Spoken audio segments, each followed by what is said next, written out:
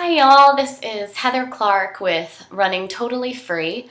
You have found me at my husband and I's YouTube channel, Running Totally Free. You can find Michael at his blog, which is called Running Totally Free, and find me at my blog called Running Totally Free in High Heels.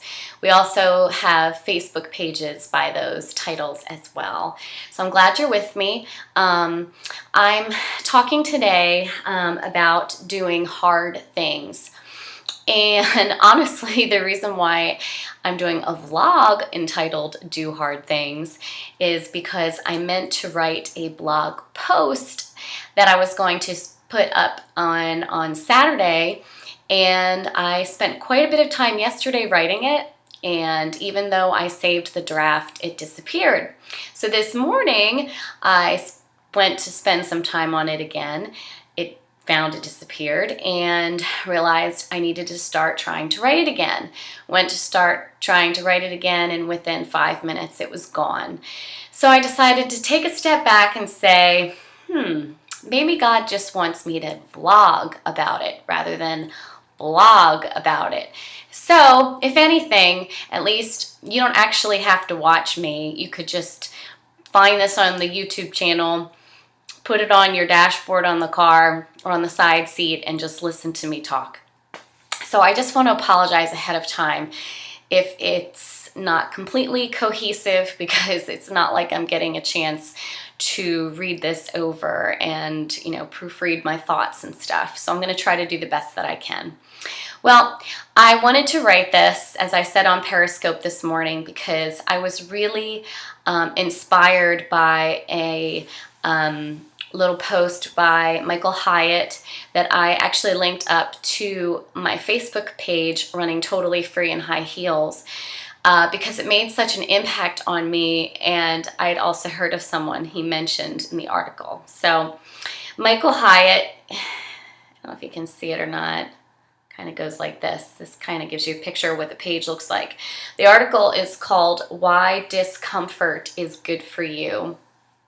He says, "Think you have big goals? Think again. Several years ago, I read an article in Wired magazine about a long-distance runner named Dean Karnatsis. And honestly, I don't know if that's how you say his name, and my husband keeps trying to correct me, but I just can't get it. It says, get this, he ran 50 marathons in 50 states on 50 consecutive days. He once ran 350 miles in 3 days without stopping and with no sleep. He's run the Badwater Ultramarathon 7 times. It starts in Death Valley, 250 feet below sea level, and concludes 135 miles later, halfway up Mount Whitney at 8,360 feet. He won the race in 2004 on his 5th attempt. He runs 100 to 170 miles a week. He couldn't find time to run 4 to 6 hours a day, so he began sleeping less. He currently only sleeps 4 hours a night. That might answer how he sees his family. His resting heart rate is 39 beats per minute. Michael Hyatt says, I was so inspired by the article, I bought his book, Ultra Marathon Man, Confessions of an All-Night Runner, and devoured it. I then made a commitment to run my first ever half marathon. I have run one per year ever since. So I loved that. There's more that I will share about this little article, but the first thing, other than just the catchy title, that jumped out at me was that I know who that guy is. In fact, my husband, Michael Clark, had purchased that book a couple years ago and read it and told me about it. So then I stopped what I was reading and I read the book too. And I mean, you cannot put it down. This guy's life is fascinating. And one of the things that struck me that I always bring up with Michael once in a while is, I might not have the story perfect I think it was the one where he ran 350 miles in a couple days or something. He had actually called up a pizza store or something that was like on his way and said, meet me at such and such a street with a large pizza. And they did. And he like stopped and devoured the whole thing. And then he kept going, which obviously I think I would have had some major heartburn for one. The caloric intake was not a question. I mean, the guy was running and running and running. But I just found that so funny, And I was like, man, could I do that? And, at the time I wasn't even running as much as I've been running now. And I thought, how cool would that be? I mean, I guess if you just kept feeding yourself, I don't know, changed shoes, kept drinking water, obviously, kept taking salt tablets. These are little things I'm learning about from running people. I still don't consider myself a running person. I guess you could, maybe. I don't know. But it was fascinating. And unfortunately, my husband had gotten into marathoning and was doing really well. And then unfortunately, he got injured, and then he got really, just his hours became quite extreme with the training program he entered at work. And so he stopped running for a couple years. And then this past summer, while I was losing my pregnancy weight and getting back into shape, he and I would walk after my workouts, because that's how he originally lost weight, was by walking, and then turn that into jogging and then running. And so after my workouts, I would go on walks with him, and we would talk. And it was just great. All summer, it was just fantastic. We had lots of good bonding time and quite a few conversations, and I'll get back to that. So in the, I think, late spring, early summer, my Bible study group that I'm a part of, we began reading this book, Restless by Jenny Allen. Jenny Allen is actually the founder of the IF gathering, the IF equip, the IF table. She was the one who originally felt restless, as her book is entitled, and felt like God was calling her to not just the roles that she already had, but to add something else, which turned into much more. Anyway, so we were reading her book, and it says on the back, do you feel like you're missing something? What if this feeling wasn't a bad thing? It could be a longing for more of God and a catalyst to living the life that was designed before the foundations of the earth were laid. She says, a lot of us, if we're honest, are afraid. We hold our dreams close to our chest, but our passions have a purpose. They were engineered for God's greater plan, and He intends for us to use them for His glory and purposes. In Restless, Bible teacher Jenny Allen and fellow struggler explores practical ways to identify the threads of your life and how to intentionally weave them together. She explains how your gifts, passions, places, and relationships aren't random. They're deliberate and meaningful. And your suffering, it's possible it has produced the very thing you want to give back to the world. Now, I have to make a confession, and it's not really a confession because Brooke, who I was in Bible study with, already is aware of this. And she's the one, she and I and a bunch of other ladies are putting on the conference that this lady started this weekend. So it's hilarious to me that I actually hated this book at the beginning of our Bible study and kind of through the whole thing. I mean, I really wrestled with it. There were aspects of it that I loved, and there were aspects of it that I hated. And it wasn't, Jenny Allen wasn't to blame. It was just what was going on in my heart. While I was reading the book, I kept thinking, I just had a baby. I think Gabe was maybe 3 months old.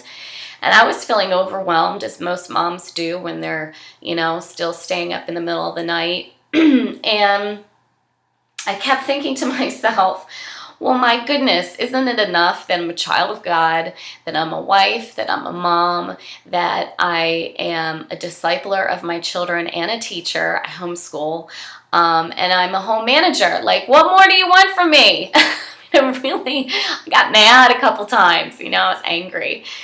And, but yet at the same time, the things that Jenny Allen, the questions she was posing were still resonating with me. So I was, the wrestling that was going on. In fact, I remember sitting out, I can look out the window at them right now as I'm talking. I was sitting out in the hammocks. Michael was in one and I was in the other, and I'm like, yeah, practically yelling at him. I just don't understand this lady. How could she think I have any more time, to do?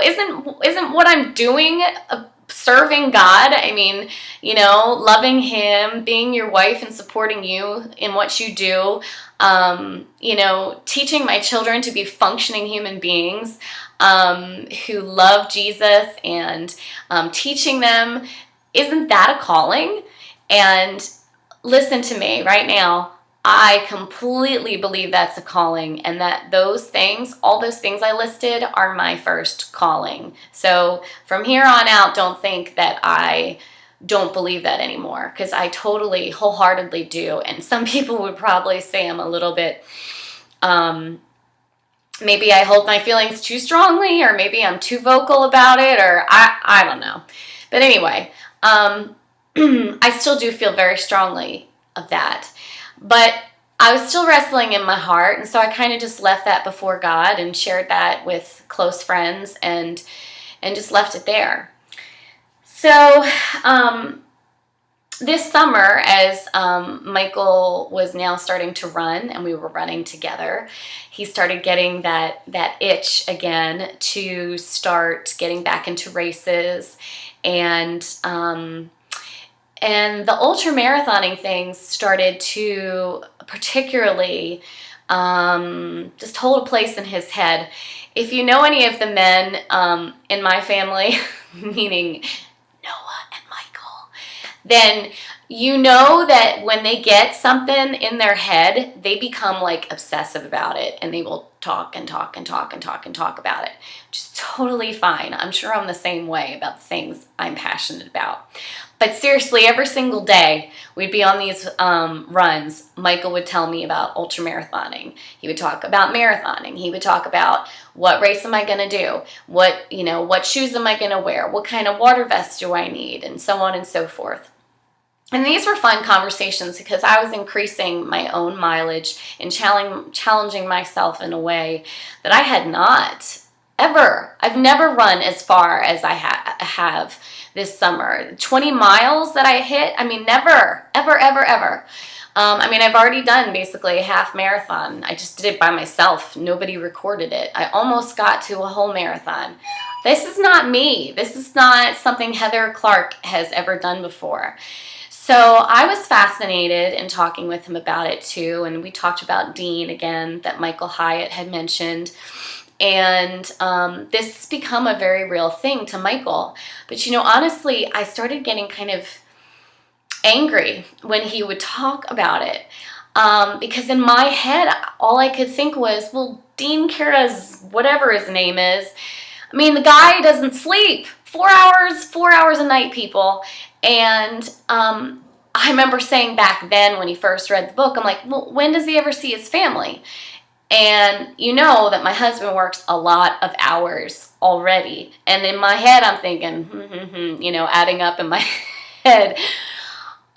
So when will you be home? And so you get up at what time? And we're never running like this and talking anymore because you'll be off in another county in order to get this mileage in.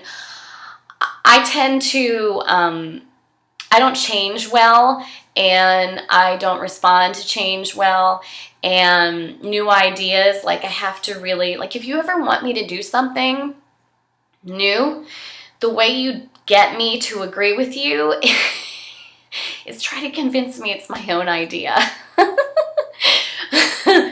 Because something big and scary and new is really, really hard for me to respond to, like, woohoo, the first time. I'm not good at it. So it took a lot of talking to and convincing on Michael's part for me to be like, go for it, baby, go for it. I'm behind you.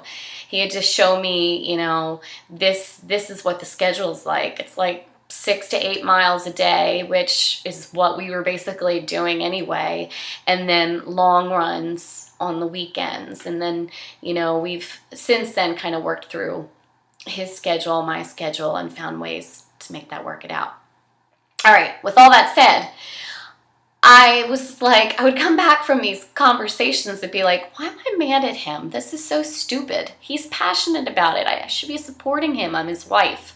He's healthy. He's lost like 60 pounds. He I mean, we put up pictures of the six-pack that he's got going on. I should be happy I'm married to a man who looks like he should be on Men's Health magazine. So, I really had to take a look at myself and do some soul searching and say, God, what's wrong with me? It has to be me. I'm the problem here. And so what I came to realize was what I was seeing was that my husband was getting passionate about something deep within his soul, something that God obviously wants him to do. And so I was saying to myself, I still have these stirrings in my heart and I'm not doing anything about them. And I'm mad at myself because I'm not pushing myself like Michael was pushing himself. And so I was like, okay, so what does that mean? And then it brought back to my head this book and the things that this stirred up. And I just started asking myself, well, what is it that I'm passionate about? I'm passionate about telling people about Jesus. I'm passionate about telling people that fitness is good for them and it's good to be uncomfortable. I'm passionate about, helping women with whatever personal issues they have. I love when I've been in a Bible study or, at the coffee shop or any kind of situation where maybe somebody has shared a problem with me and I'm like, I wonder what God would say to that. And I will pray for them. I'll pray for them right there. I'll pray for them at home. I will talk with them through it. That feeds something in my soul. And so I was like, I have to admit this to you, God. Even though I don't see how it works in the schedule, I think this is how you made me to be. So what does this look like? Okay. So Brooke approached me not too long after that. And in fact, I think we've kind of been talking about this stuff along the way anyhow by this point. But she talked with me about the IF conference, or the IF gathering is what they call it. And so I said yes. Okay, let's do it. God will make it happen. And that's how she and I have been about this all the way up until this very minute. Is God will provide, even though we don't get how it's all going to work out. And he has. So along the way, I just felt like I should start blogging again. And then I started on my runs. I needed something to distract me, honestly, because I don't do good just doing the whole mental game in quietness when I'm running. I need music. I need somebody talking in my ear. I need to be listening to a book. So I started watching vlogs on YouTube. The first one was The first one was Jameril Stewart, and she was talking about homeschooling and saving money. And then I started listening to a couple called Debt is Dumb, but it's D-U-M, no B. So look them up because they've got great FPU stuff, Financial Peace University. And then I started watching Live Like No One Else. And those are great YouTube channels, which I totally suggest that you do just like what you're doing with us. Just listen to them, put them on in the kitchen, in the laundry area, wherever, while you're putting your makeup on, because they have awesome, awesome information. They've walked through Debt is Dumb and Live Like No One Else have walked through Financial Peace University, and they literally have hundreds of videos doing vlogs like every single day and giving you suggestions about how to do the FPU life. And I would not have even, whoops, sorry guys, I lost my screen. I wouldn't have even considered FPU and started talking with Michael about it had it not been for those couples. So I'm just so grateful to them. Okay, so I really felt like God was saying, on one direction, saying, start talking to Michael about Financial Peace University. And then in the other direction, I felt like he was saying, start blogging again. And what was so crazy was that just a couple months ago, there was a young woman who was visiting Passion City Church, and she was sitting near me, almost next to me, at a service. She was visiting from Tennessee just for that weekend, and we had great rapport with each other during, shake the hand time, and they did, it's kind of, I don't know if it was communion or what, but we had a little bit more time to talk, and I learned about her. So after all that, excuse me, she saw me writing, and she scoots over, and she was just, I just loved her personality. And she comes over to me and she goes, I know I don't know you, we've just been talking for a couple minutes here, but I feel like God's telling as a message for you, and it's that you need to write. And I was like, oh, okay. And I think that may have even happened before I felt like I should start blogging again. But that was one of the multiple pieces, these conversations with Michael, reading this book that got me back into, actually, even I should say more into vlogging than blogging, because I only blog like once a week, as maybe you've seen. It's gotten me into periscoping, which I just barely knew anything about, guys. I am not a technological person at all.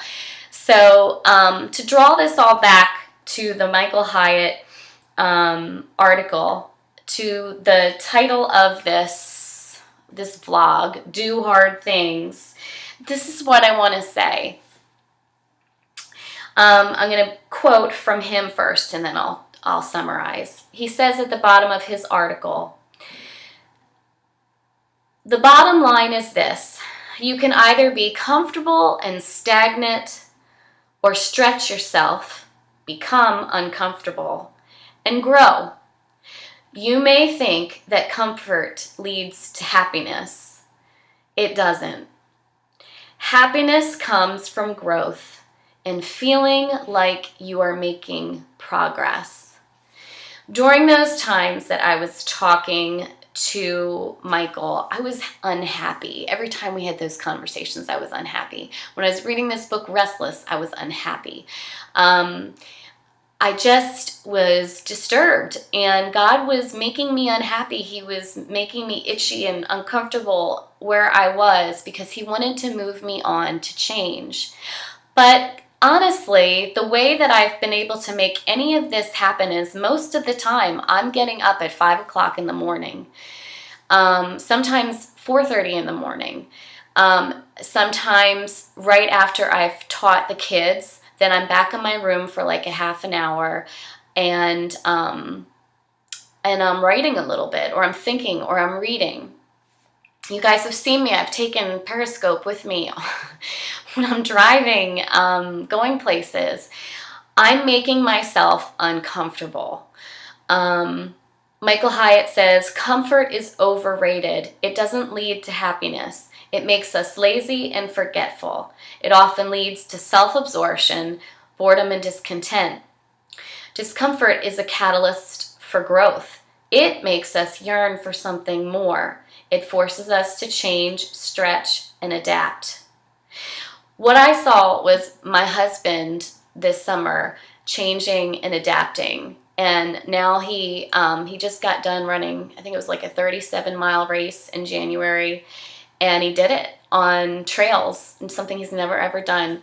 We are running what they call the fat ass, which is, I don't know why they call it that, but anytime it's like a free, more than a marathon type of race, they call it a fat ass.